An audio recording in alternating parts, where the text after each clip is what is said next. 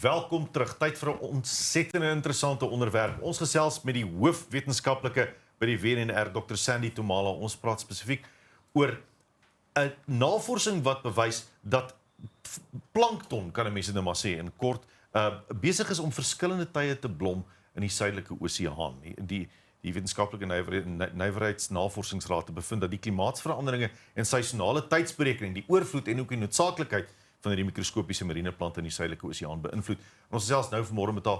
Good morning, Dr. Sandy, how are you? Good morning, I'm very well, thank you. Thank you very much for having me. It's lovely to be here. It's a pleasure having you. I am shocked by this. How is it possible? Well, before we start there, let's first discuss what your research has found. The bloom changes in the last 50 years. Is that the case? Well, in the last 25 years, I dare say it's been changing longer than that. But the Southern Ocean is very poorly studied. There's not a lot of data. So the data we've been using is from satellite ocean color data.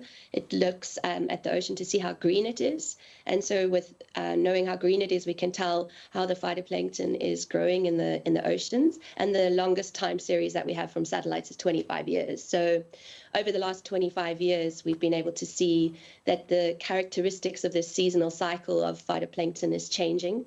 So just like plants on land, there's a growing season, which is spring and summer.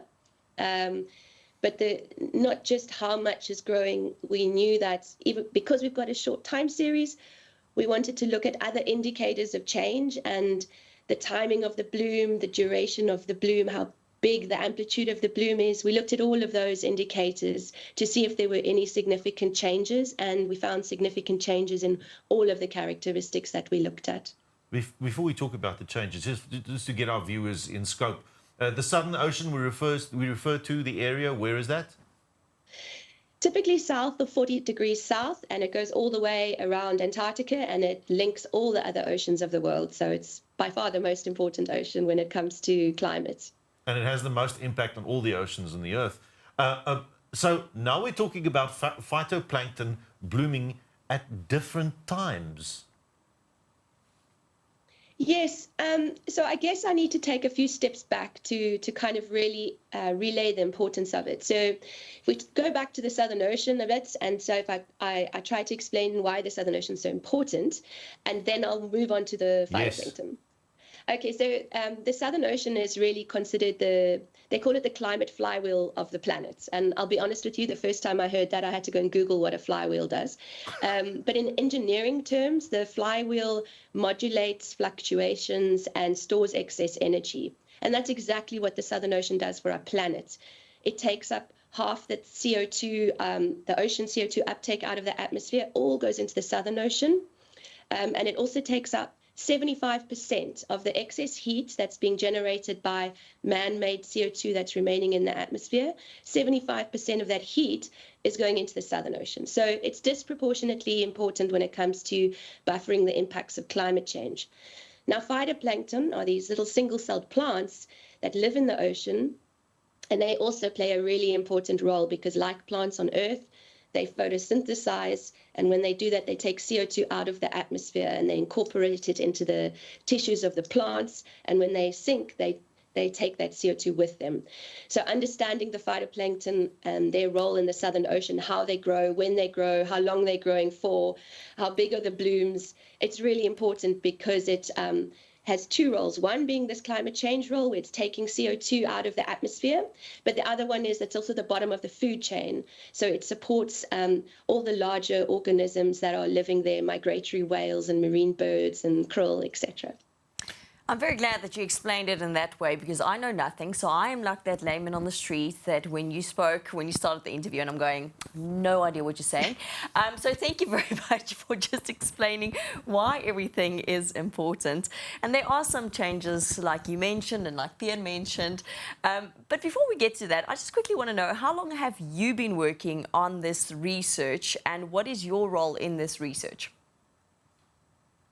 So I first published a paper in 2011, all the way back in 2011, where we used satellite data. At that time, we only had 9 years, and we characterized the seasonal cycle. So when does it bloom? When does it peak? When does it end? How long were the blooms? What is the variability? So that was in 2011. It was a really good study. And it's been quite a long time since then. And I had this idea that I wonder if we had enough data to not only characterize the seasonal cycle in the Southern Ocean, but look and see, has it changed? Have the characteristics changed? So I wish it hadn't taken as long as this, but my colleagues and I really, I think, have been working on this particular paper for about 2.5 years. It was quite a big effort. But it's finally out and it's published in Nature Climate Change. So it's been a long time coming, but it's been an idea that I've had, and now we have enough data to look at it and to be able to detect sort of trends. And yeah, the results were quite surprising. Doc Sandy, we spoke about the frequency of the algal blooms and phytoplankton differing and changing through the years. But let's talk about the impact of that in the Southern Ocean. Firstly, about carbon and the carbon uptake that plankton has. Explain to us a bit about that. Well, so I mentioned earlier they like plants on land. They photosynthesize, they take the CO2 out of the water and they incorporate it into the organic carbon in the tissues of the plants. And when they die, they sink and they remove that carbon. And it creates a partial pressure difference between the atmosphere and the ocean, which just means that there ends up being more CO2 in the atmosphere than the ocean, and that has to balance, so it needs to equilibrate. So if you remove some of the CO2 from the surface waters, some of the CO2 from the atmosphere will move into the surface waters to balance. But of course, those plants keep growing, they keep taking more CO2 out, they die and sink, so you get this pump of CO2 out of the atmosphere into the ocean. And so that's the one role that the phytoplankton have. But also, of course, they're the bottom of the food chain, and the carbon in their tissues is a food source that supports krill and larval fish and an entire ecosystem in the Southern Ocean, which is really important because it supports marine birds, migratory whales, seals, penguins, etc. You said you worked on this research paper for about 2.5 years with your colleagues. What were some of your biggest finds that surprised you almost the most when you did your research? The biggest was the magnitude of the change. So some Earth system models were suggesting changes in some of these indices of the characteristics of the seasonal cycle, but they were on the order of about 10 days per decade. And we were finding changes that are as high as 50 days per decade. So that means that the timing of events were changing by up to 100 days over the time series. And that's big changes, and those big changes are of concern because the timing of the bloom is important for the critical life stages of fish larvae and zooplankton that are ecologically and evolutionarily designed to kind of have a larval stage when the food is there. So if your food starts becoming blooming 2 months before your larvae, then there's a mismatch in between the food and the prey. And that mismatch can have big ecological impacts because it affects the transfer of carbon in that food all the way through the food chain. If there's a misalignment in the primary feeders on the food plankton, the larvae and the krill, if there's a mismatch in their life stages and the blooming of the phytoplankton, that can have serious implications for the nutritional stress, the success and the survival rates of these key species. These changes that you observed, there are certain models, there are models of how things are predicted to happen. Do you find that this might influence those models that we thought are rather accurate? Could there be a dramatic change? Well, it does make us realize that the models are underestimating the change. So now we need to try to figure out why that is. And that's something that my colleagues and I are working towards.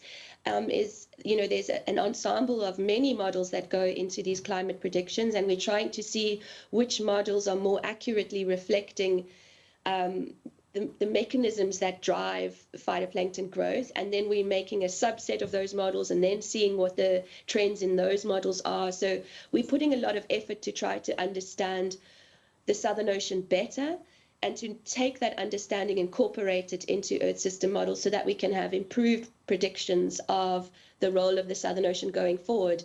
And that is needed because I think if you're all the way to the beginning of the interview, I explained how important the Southern Ocean is for climate. And so it's really important that we can capture how it works and how it's going to change in the future.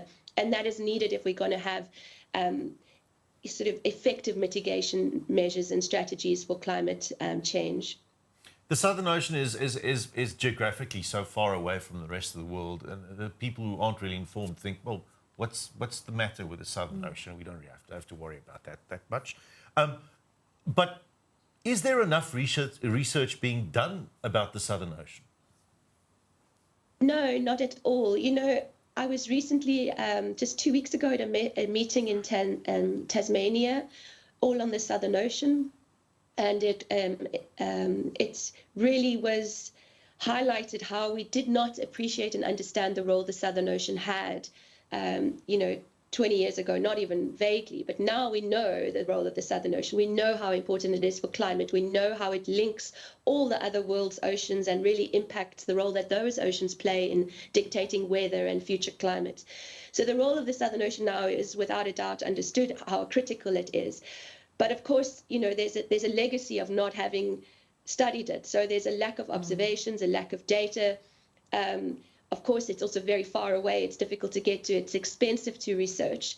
So the outcome of that meeting was really the need for international coordination, for more political will to kind of put funding towards the Southern Ocean with more long-term data sets so that we can better understand how it works and better predict the changes that we are seeing now currently.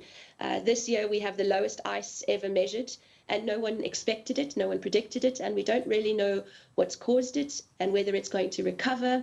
So all of this needs to be better understood, and if you need to understand it, you need observation. So we really need to put more effort, international effort, into studying the Southern Ocean so that we can really get a better handle on how sensitive it is to these climate changes and these forcings that we are imposing on it. Dr. Sandy, thank you very much for joining us this morning. We've run out of time now, and it's shocking but also enlightening to hear about a basic indicator like phytoplankton and what that can tell us about the Southern Ocean and what that tells us about the health of our globe. Thank you very much for joining us this morning and scaring me a little, but giving us the info we all need.